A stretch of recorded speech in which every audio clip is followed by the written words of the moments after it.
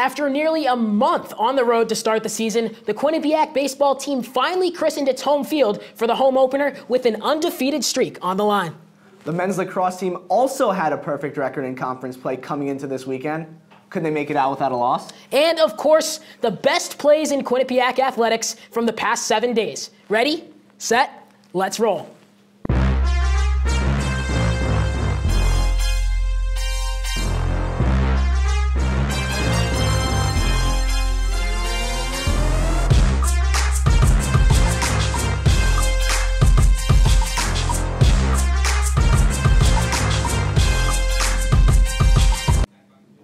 Good evening and welcome inside Studio 125. This is Sports Paws, and I'm MJ Baird. And I'm Jonathan Banks. MJ, it was a busy weekend on campus with 5 different sports all playing in Hamden. First, let's begin the show on the baseball diamond during the week, where the Bobcats took on the Hawks of Hartford. The Quinnipiac men's baseball team traveled to face in-state rival Hartford on April 5th to kick off 4 games in 4 days, but could not get the job done as Hartford scored 5 runs in the 8th inning to win 12-11.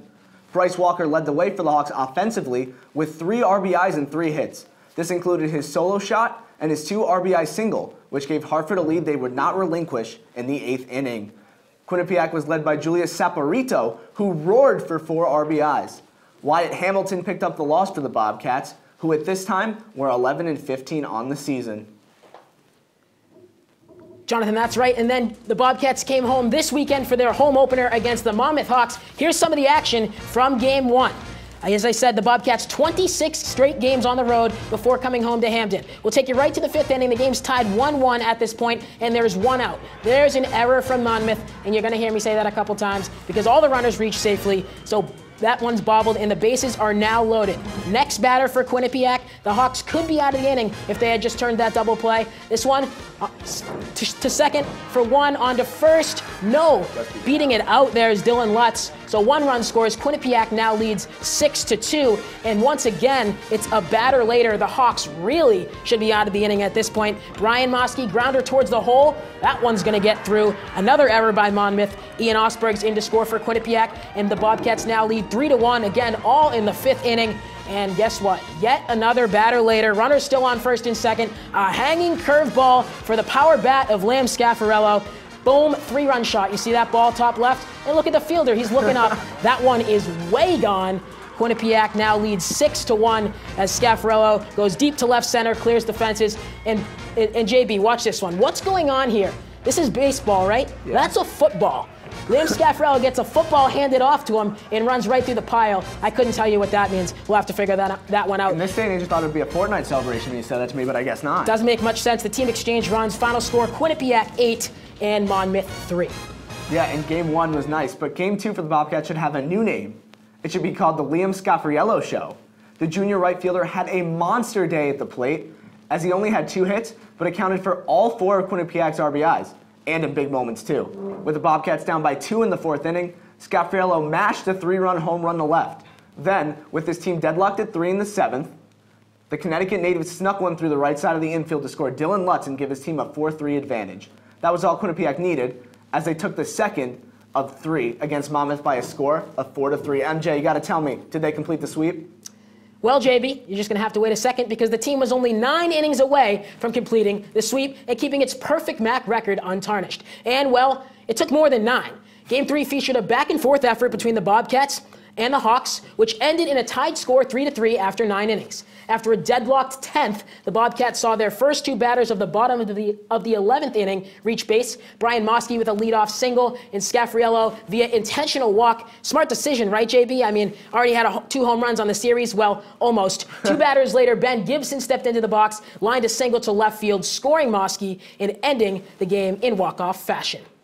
Well, MJ, John Delaney's men have been cruising so far in MAC play. After their sweep of Monmouth, Quinnipiac is now 6-0 in the conference. They're currently the only undefeated team in the MAC. It's the Bobcats' best start to conference play in 14 years. And look at this graphic. Head coach John Delaney was on the team. Look at this. This is my favorite one. The cost of gas was $2.18. I wish it was like that now. Wow. I think I'm paying a lot more than that to fill my car, I'll tell you that much. Wow, that's great. Sticking with baseball, let's check out the Q30 Sports social media for the week. This week's Sports Paws Twitter poll reads the following. Will Bobcats junior outfielder Liam Scaffarello hit over or under 15.5 home runs this season? The big bat DH hit 16 long balls a season ago and has 6 so far this season. So here are your responses. Pretty close on this one. Over 15.5 by just about 2%, 51-49. JB, I'm not positive on this stat, but I think that might be the closest poll we've had in Sports Paws Twitter history. I was saying that to the APs before the show. All of them are usually lopsided. This one's really close. Yeah, pretty close. I mean, he's at 6 right now, so he's got a lot of work to do, but we'll see. Yeah, and he hit 16 last year, so it's a great story to watch. But now for more on the Quinnipiac baseball team, we welcome in beat reporter Sam Busquet. Sam, it must have been freezing for you this weekend. When you signed up to be a beat reporter, you probably expected nice warm weather.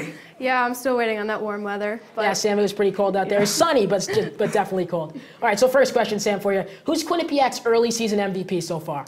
You guys kind of alluded to this before, but obviously, Liam Scaffarello. I honestly do not think that Quinnipiac would be 6-0 without him. For example, Game 1 against Monmouth, he went 1 for 3, hit a 3-run shot. There's 3 RBIs right there. Game 2, he went 2 for 4 with another 3-run shot and an RBI single. There's 4 more RBIs, which accounted for all of the runs that Quinnipiac had scored on the day. Game 3, he had no hits on the day, but he was able to get on base in the 11th inning, which allowed Ben Gibson to walk off with the single to leave Quinnipiac undefeated in the MAC. So just on the weekend, he was able to homer twice. He was able to collect 7 RBIs and was able to get on base when his team needed him the most. If that doesn't scream MVP, I don't know what does, guys. Sam, I mean, you just said it, Quinnipiac's undefeated in the MAC. So my question for you, is this team legit, or is their 6-0 record just because of the opposition they played? At this point, I think it's a little bit of both. Obviously, they played St. Peter's. That was an easy 3-game win for them, as St. Peter's sits on the MAC conference still without a win through 22 games. But their sweep of Monmouth this weekend leads me to believe that they could be a top-performing team in the MAC this year. Canisius currently sits in 3rd place in the MAC standings, right below Manhattan. Canisius lost to Monmouth twice in their 3-game series, losing by 2 in Game 1 and 6 in Game 3, which isn't a small margin in my opinion. Since Quinnipiac swept Monmouth, it leads me to believe that they could beat Canisius, who is a top team in the MAC right now. It's still early to tell. I think Quinnipiac needs to play a couple more teams in the MAC to really see if they will be dominant, but signs are pointing to the fact that the Bobcats could dominate in their conference this year. Sam, speaking of playing a couple more teams in the MAC, the Bobcats are back at it again this weekend. First off, I think it's going to be a little warmer, 65 on Saturday, so you should enjoy that one. But the real question is, how do you think the Bobcats will do against the Siena Saints? Well, Siena is currently 5-4 in the MAC, 5-22 overall. They have played some more difficult teams out of conference, Florida and Wofford, which could account for some of their 22 losses. However, both Quinnipiac and Siena has faced Gardner-Webb. Siena dropped all 4 games in the series against Gardner-Webb, while Quinnipiac was able to win 1 of the 4. Then you need to take a look at the fact that Siena is 2-19 on the road and is batting .244 as a team. Quinnipiac is playing Siena at home and is batting .270 as a team as of right now. So some pregame analysis points to Quinnipiac being able to catch a few more wins as they take on Siena in this upcoming series. Thank you, Sam. Stellar work as always. Make sure to stay warm this weekend when Siena comes to town. I will try. Thank you, guys. Thanks, Sam. Yeah, of course. Now we're going to shift gears to the other side of Hogan Road. The Quinnipiac men's lacrosse team was in for a MAC battle against Manhattan. Let's roll the tape to see if Eric Feketa and co. could get the job done against the Jaspers. Manhattan was defeated in the MAC coming in, Quinnipiac undefeated. Let's take it to the first quarter now, as you see on your screen. Mike Fletcher loves to do his work operating behind the net. And check out this pass to Brian Feldman. Quinnipiac takes a 1-0 lead. Feldman picks up his 18th of the year. Later on, Parker Giantara picks up Andrew Gresham with the finish. Gresham bags his first goal of the year. 5-2 Bobcats at this point now. A quick turnaround to Jake Thompson, who scoops one, and Fletcher scoops one off the bar for the rebound. Fletcher, 5 of his first points in the first half. He had a day, MJ, but now we're going to go here to David Glynn, is going to glide forward, and eventually he's going to come into the zone. He's going to pick up Jake Thompson, and the Medway Mass native here makes no mistake and feeds Riley Palmer, who viciously fires that one into the net. There's a nice pass there.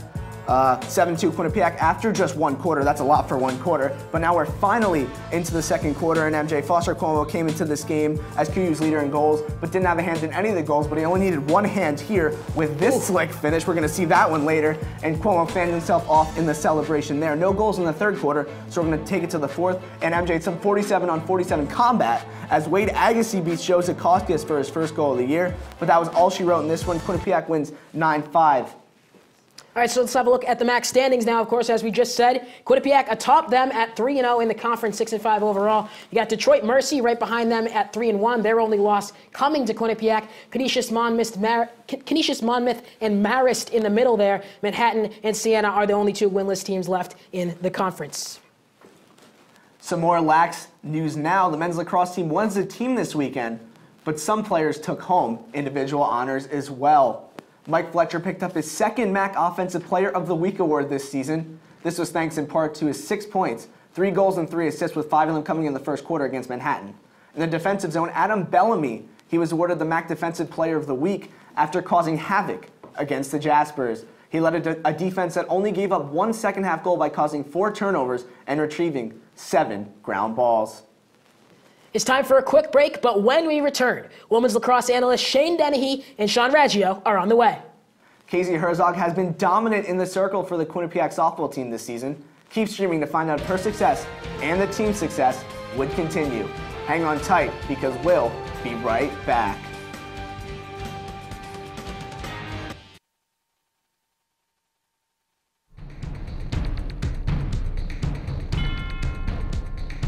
Whether you're on the quad, in your room, or heading to class, tune in to Q30 News. For stories by student journalists you can trust. We are covering the latest here on campus and in surrounding areas. Get the news you need to know every Wednesday night.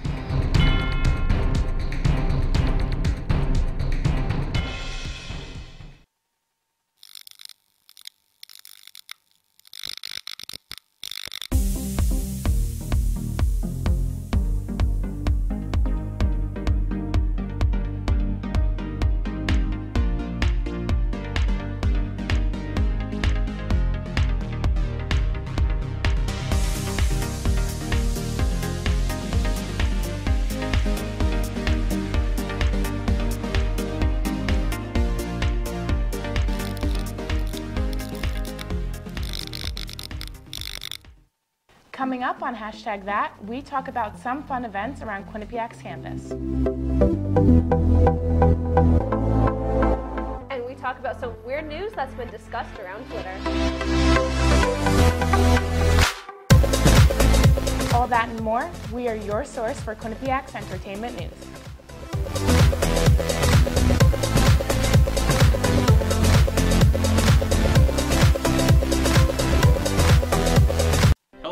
Tonight on Sandwich News, we will determine what makes a good sandwich and a bad sandwich. First, the standard sandwich. Uninspired and frankly, a little gross.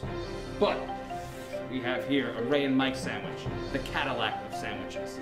And if you want one, well, come on down to Ray and Mike's at 3030 Whitney Ave, Hamden, Connecticut. Open every day from 6 a.m. to 10 p.m. QCash is accepted. Now that's a sandwich. A quick word from our sponsors. Sports Paws is brought to you by Custom Cakes by Steve. If you can dream it, we can bake it. Welcome back to Sports Paws. MJ, I was at the Quinnipiac Lacrosse Stadium all day on Saturday, and I was absolutely freezing covering both the men's and the women's game. Why don't you tell me about the team you were reporting and also freezing with on the Mount Carmel campus?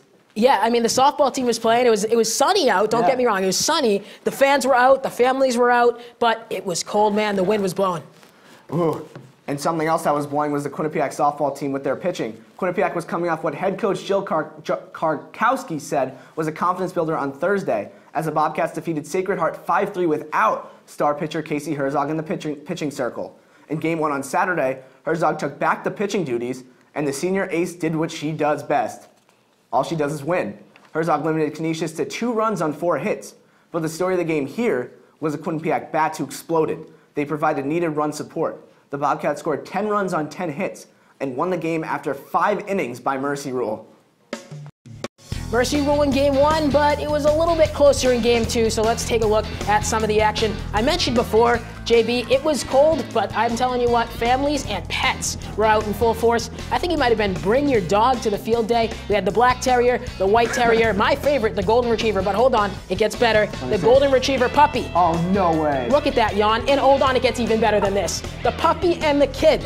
It's a family affair. I love it. It was, and you know what? That puppy does not even belong to that kid. You're just taking him for a walk. Absolutely amazing. But let's get to some of the softball action now. I like the dog. Because that made my day, and I think it made his too. Third inning now, Quinnipiac trails 1-0. Runners on first and second. Miranda Magana drills one to the right field fence, and 1 runner scores, and 2 runners score. Magana, though, trying to stretch this one into a triple. Can she get there? Nope, she's called out at third. Bobcats lead 2-1, though. That's okay. What's the rule? You don't make the first or last out at third. That was the second. No worries there. She's good. Fourth inning, Quinnipiac looking to extend the lead now. Rebecca Drake up at the plate. Nice pitch and a nice hard swing. Lines this one to the warning track in left center over the center fielder's head. 1 run scores, 2 runs score, 3 runs score. That's a 3 RBI double, and Quinnipiac extends their lead to 5-1. There's Drake out at second base with a little celebration. You're right, she did rope that one. The Bobcats and Golden Griffins each add another run. Kendall Brundrett goes the distance, earns the win on the mound, moves to 3-3, and the Bobcats improve to 3-1 with the weekend sweep. And Quinnipiac looked to follow up that sweep of Canisius with a victory against Macfo Niagara. So let's roll the tape there. Game 1 of the doubleheader to see what went down in Hamden. And MJ, let me tell you something. Casey Herzog has been lights out in the circle for the Bobcats. She got the start today. She's allowed 2 runs or less in her 4 appearances. The first inning, and MJ, look, already, this is what I'm talking about, Casey Herzog, that you'll see here. Look at this first inning. Look at this nasty off-speed pitch. Whoa. That takes me out, and I wasn't even at the game. I don't even want to be hitting in the box when she's pitching me, but honestly, let's just jump into the 4th inning right now. Niagara pitcher Sierra Bertrand had been pitching 4 scoreless innings until Kaylani Finley. That's higher than the sleeping giant. That's a moonshot. Boom shakalaka. 2-run shot breaks the scoreless tie. Finley notches her 3rd home run of the year there. Now Quinnipiac is going to look to add to that lead in the 5th inning, and Miranda Magana is going to step up. And look at this response, MJ. Cool, collected in the batter's box, and that's a gap shot. That's right into the right field corner. Right field corner, that's in the gap in right field. That's not a corner. But regardless, that's a stand-up double. That's a 2-run double to give the Bobcats a 4-0 lead. To the 7th, Herzog allowed a leadoff home run, but that's the only run she would concede as she walks up the mound. Herzog picks up her 12th win of the year. Quinnipiac wins 5-1 to make it 4-1 in MAC play. MJ, you got to tell me, did they make it 5-1? 1 win shy of the entire weekend sweep, JB. Quinnipiac just needed to put together 7 solid innings in Game 2 against Niagara. And that it did. Kendall Brundrett again on the mound. She went the distance, allowing only a single hit over 5 innings. The win brings Brundrett's season record to 4-3. On the offensive side of things, Quinnipiac kept up its success in the batter's box. The Bobcats scored 9 runs, with Kailani Finley leading the charge. The redshirt graduate student picked up 3 hits and earned 5 RBIs in the game.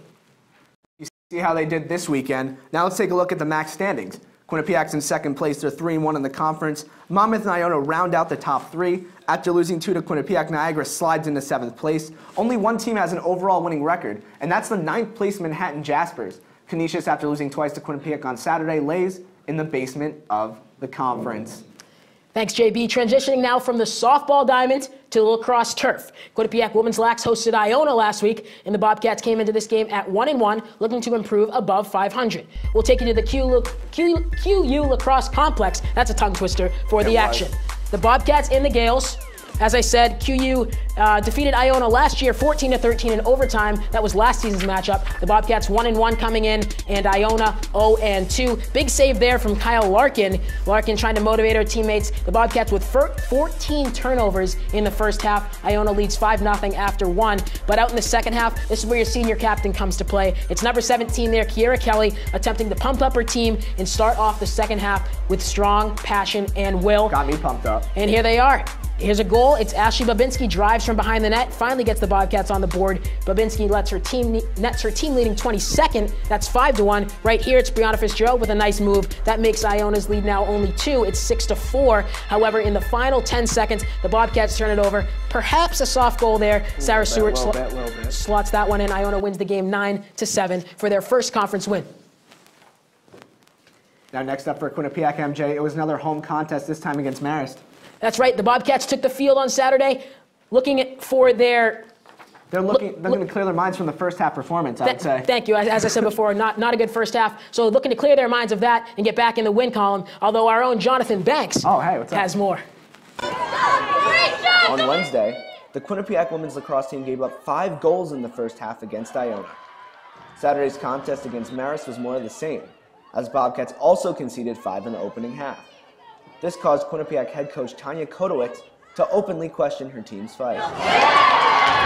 We're trying to figure that out, that's for sure. 2 games, 5-0 to start is unacceptable.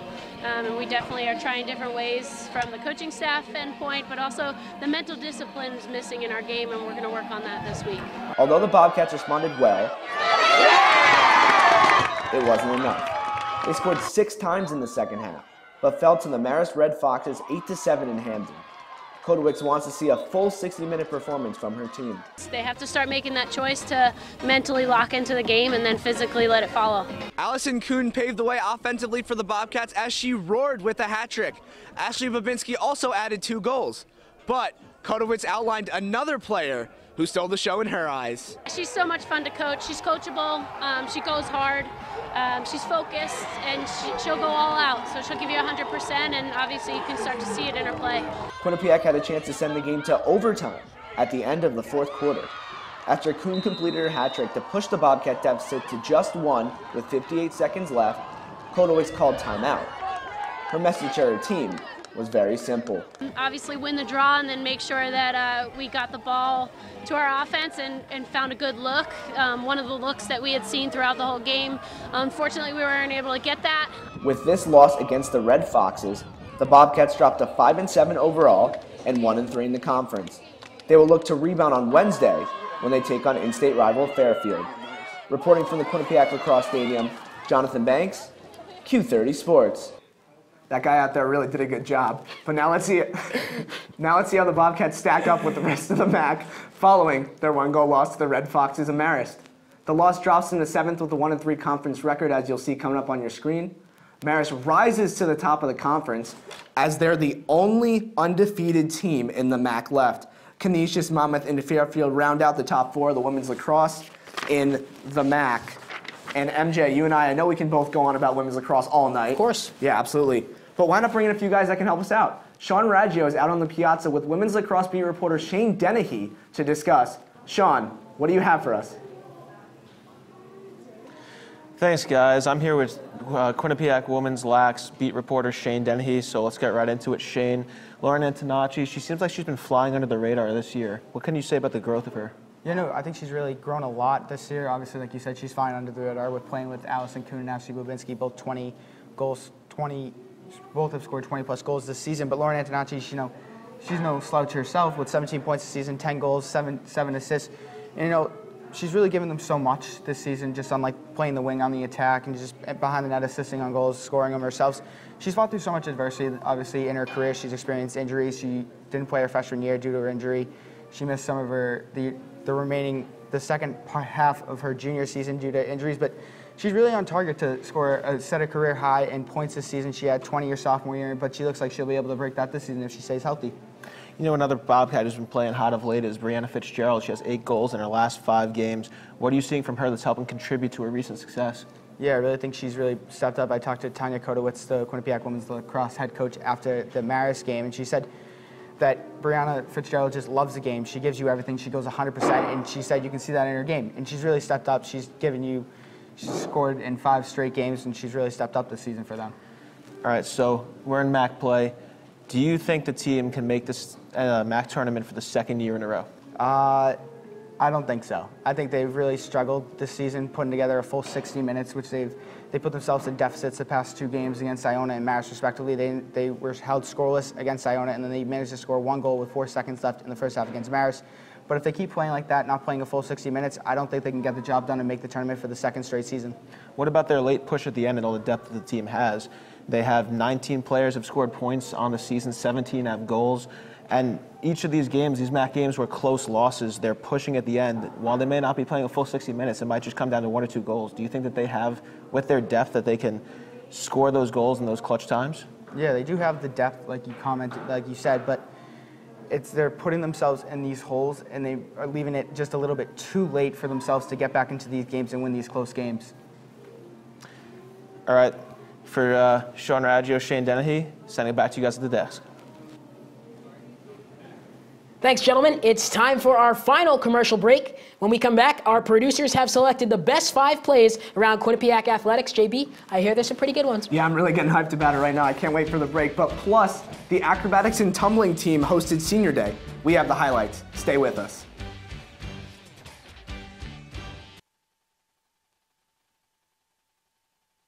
Hello, and tonight on Sandwich News, we will determine what makes a good sandwich and a bad sandwich. First, the standard sandwich. Uninspired, and frankly, a little gross. But we have here a Ray and Mike sandwich, the Cadillac of sandwiches. And if you want one, well, come on down to Ray and Mike's at 3030 Whitney Ave, Hamden, Connecticut. Open every day from 6 a.m. to 10 p.m. QCash is accepted. now that's a sandwich. Bobcat Breakdown presented by the Quinnipiac Bobcats Sports Network. We are your source for debate. Did they hit the playoffs last year, Tom Jenkins? When it clicks, it clicks. We dissect Quinnipiac athletics on a scale you've never seen before. With Tobia, it almost looks like she's reaching a little bit. Plus, we bring in the biggest names surrounding college sports. We are live here at the Times Union Center with Jay Billis. And of course, some comedy. But you can only have so much arena food. I think you're crazy. Bobcat Breakdown. Tuesdays at 9:30.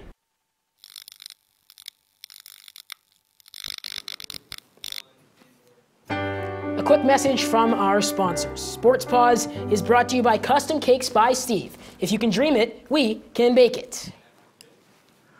Welcome back to Sports Paws, MJ. One team on campus that does not garner that much attention is the acrobatics and tumbling team.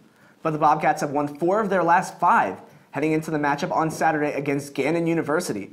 Let's run the tape right here to see if Quinnipiac can make it 5-6. Quinnipiac and Gannon here ready to get after it. First half, third event. As we see right here, Quinnipiac is going to score a perfect 10 as Karen DeFilippo falls into the clutches right here of Jenna Adams and Alexandria Barnes. Oh, look at that. This is one of the Bobcats' 3 perfect scores. Now it's perfect. As you can see there, however, they trailed by .83 at the end of the first half. Now we're going to take it to the second half of the toss event. Check this out, MJ. Alyssa O'Connor and Melanie Mancini are perfectly in sync with each other. That's amazing. MJ, we got to do this as a crew and try it after the show with you and I in that top position. Impossible. We'd be in sync, but the Bobcats regain the lead there. But Danielle, look at those flips, Danielle Sandhill. That's insane. That's actually absurd. Brenna Schuler follows up her teammate. Look at the, this baffles my mind. It's a nicely done sequence there. That's amazing.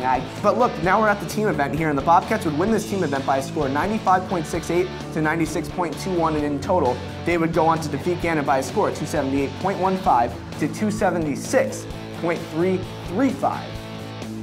You got those numbers out? Yeah, and we got more news from the team here. Cameron Diaz was named to the ECAC Acrobatics and Tumbling Athlete of the Week. Diaz appeared in 10 heats for the Bobcats and struck for 3 perfect 10.0 scores on day 1. The Quinnipiac men's tennis team played out a conference this past weekend against Bryant. The Bobcats saw their 2-game win streak come to an end at the hand of the Bulldogs, losing all 6 singles matches and 2 out of the 3 doubles matches. The 7-0 loss is the first Bobcats sweep since January 21st against Brown. Quinnipiac is next in action Tuesday against Marist at the North Haven indoor facility. The match is the Bobcats' first MAC competition of the spring season. And speaking of the spring season, Jonathan Banks talked about it before. We got some huge plays for you. You start us off. Yeah, it's time to take a look at the top 5 plays everyone loves. MJ, I'll start off and take number 5. Look at this from Kaylani Finley. Back. See Still back. Still back. Kaylani Finley. Still back. That's higher than the Cleveland Still Giant back. Park. Look at that go. And gone. Quinnipiac takes the win. Number 4, Lamb Scapriello. You got it this time. Here it is. Boom. Back. Still back and gone. Bobcats sweep. Look. Oh, look at that. And it comes down. I tell you what, that came down on the rugby field. That's how far that one was. That's just a crazy shot right there. Scapriello had a monster day in game 2, but now play number 3. Foster Cuomo led Quinnipiac in goals. Check out this different angle. Look at this. Only needs 1 hand for this slick finish. Athleticism is the only thing that I can think about when I see that play. Quinnipiac gets the win, 9-5, and Cuomo and his teammates are loving every second of it. I can't score with 2, never mind 1. But speaking of 2, it's play number 2. Brianna Fitzgerald will shake and bake in the lane. Blowing by 2 defenders, puts that one in the back of the net. Bobcats do fall short though, but nice goal there from Fitzgerald. And now play number 1, baseball Monmouth, game 2. Bottom of the 7th inning, it's Liam Scoffriello who sends one to the rescue. He hits one into right field. Anthony Romero is going to round the bases, and he's going to score. That's a walk-off. That's a walk-off. The Bobcats go 6-0 in MAC play for the first time since 2004. And that was only one of 2 walk-offs on Sunday in Hamden. Yeah, Ben Gibson got the other one. Of course. These top 5 plays always get me excited, but unfortunately I'm not excited anymore since that's all the time we have for Sports Paws tonight. Make sure to check us out on our website at Q30TV.com and follow us on Twitter at Q30Sports. For the entire Q30 Sports production crew behind the scenes, our producers and our analysts, my co-host Jonathan Banks, I'm MJ Baird. We'll see you soon, but not soon enough. So long from Studio 125.